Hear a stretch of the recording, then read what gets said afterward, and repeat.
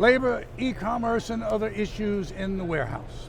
Joining us to speak about that today, Karen Leavitt, CMO at Locus Robotics. Karen, good to see you, welcome. Great to see you too, Russell. It's wonderful seeing you again. Karen, I think it's no secret that over the last couple of years during the pandemic, labor has been in short supply. Absolutely. It's been a major issue in supply chain. Well, I want to know what Locus is doing to contribute to that conversation, if you will. What's going on there? Well, as you say, we've certainly heard a lot about labor being in short supply, but even before the pandemic, our customers, the warehouse industry in general, was experiencing labor shortages because e-commerce had been on a steady upward climb for the last 2 decades, absolutely. But if you were to look at the growth chart over the last 2 decades, you would see a nice straight upward trajectory. What happened in 2020 was that nice steady upward trajectory took a steep climb up because of course everybody started to place e-commerce orders, and so all the business that had been done at the retail store got pushed upwards into the warehouse. And that took a labor supply problem that was just teetering on the brink and kind of cratered it. So that what we saw was a real sense of urgency in the industry to find, and not just find, attract, but retain labor to be able to fulfill this dramatic uptick in orders. You know, let's talk about that uptick for just a moment now. Do you see going forward online sales, e-commerce flatlining, or do you see it continuing some kind of increase? Maybe not something as dramatic as what we have seen, but nevertheless a upward climb. What's your view? Yeah, absolutely. First of all, as I said, it was already on a steady upward climb before. Then we saw this hockey stick up, and then it settled back a little bit after a couple of quarters of the pandemic, but at a much higher level than it would have been at if it had been on that streak. And now it's continuing its upward climb, slightly more steep than it had been previously, so I do expect to see it continuing, but now in a more steady pace. That there are a lot of people who have gotten a taste of e-commerce. I know it's hard to believe for those of us who are in the industry that there were people who weren't buying online before, but now that people have had a taste of that, they're discovering the convenience and the control that they have by purchasing that way, and so I don't think they're going back. So we're going to continue to see that upward trend, even a healthier growth rate than we saw before 2020. Well, let's talk not just generally, but more specifically about the folks that you've been working with, your clients. How have they been handling e-commerce demand?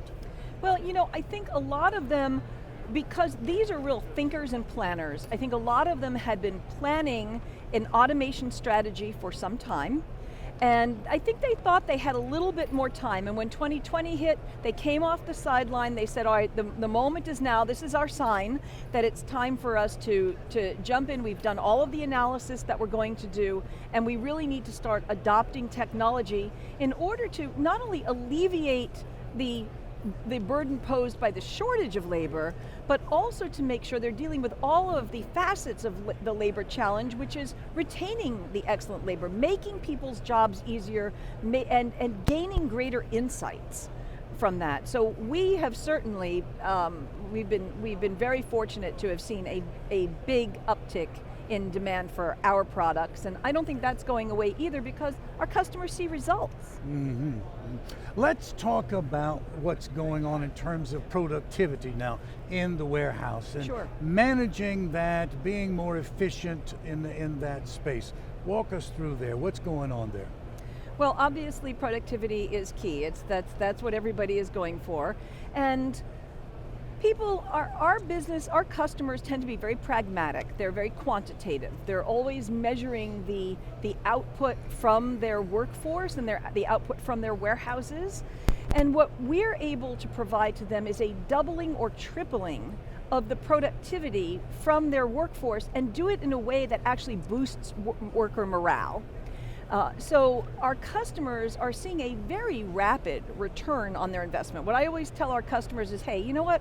Robots are cool, but cool doesn't pay the bills. You have to see a hardened economic value proposition in order to adopt a solution for you. And what you also have to make sure of is that you're giving yourself the flexibility to be able to scale up and scale down as the business changes, and to adapt to what is, an increasingly volatile set of conditions within the warehouse. Sure, it's unlikely that something as dramatic as a pandemic will come along, but there are constant shifts throughout the year, throughout the quarter in any warehouse, and you need a solution that's going to give you the flexibility to bob and weave as the circumstances dictate. Well, challenges are always going to come along. Absolutely. And you need to be nimble, you need to have that agility, there's no doubt about that. Let's talk more specifically about the Locus and what it is that the company is doing to optimize the operations of the folks that you're working with, your customers. What would you say? Well, first of all, I love talking about Locus, but one of the things we're doing is understanding that within the four walls of the warehouse, there are actually many different jobs that get done. There's obviously outbound picking, outbound fulfillment, and that can take the form of piece picking of small goods or case picking, if you're going out to replenish a retail store or a wholesale warehouse. There's also returns coming in. One of the things the pandemic did was it dramatically increased the number of items being sent back for returns. Consumers aren't going to retail stores to try things on, so they order 2 or 3 of something and they return half or 2/3 of their order. So there are returns coming in, there are goods to be transported in the warehouse, including dunnage that needs to get transported in the warehouse. So it isn't enough for a vendor or provider to offer just one form factor of solution or one speed of product or to handle just one type of goods. You really have to anticipate all of the needs of the customer in the warehouse, and that's what we're doing at Locus. And we've unveiled our new product family lineup here at Modex, where we have different form factors of robots capable of carrying different payloads, different sizes of goods. And the wonderful thing is they all operate together as a coordinated fleet controlled by one software package, so that the software is always determining what is the best next thing to do right this moment. Do I want to deploy a higher capacity robot to do bulk picking, or do I want to deploy a robot that's going to assist with the piece picking of multiple small orders? And that's happening constantly in the warehouse, 5,000, 10,000 times a day. That has been one of the things that has accompanied this explosion Absolutely. in e-commerce. And you're talking about a very comprehensive offering that Locus has.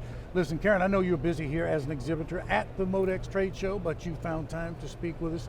Thank you very much. Thanks so much for having me, Russell. It's a pleasure seeing you. It's Karen Leavitt, Locus Robotics, speaking with us today about e-commerce, about labor, about important issues going on in your warehouse in DC. Thanks for watching.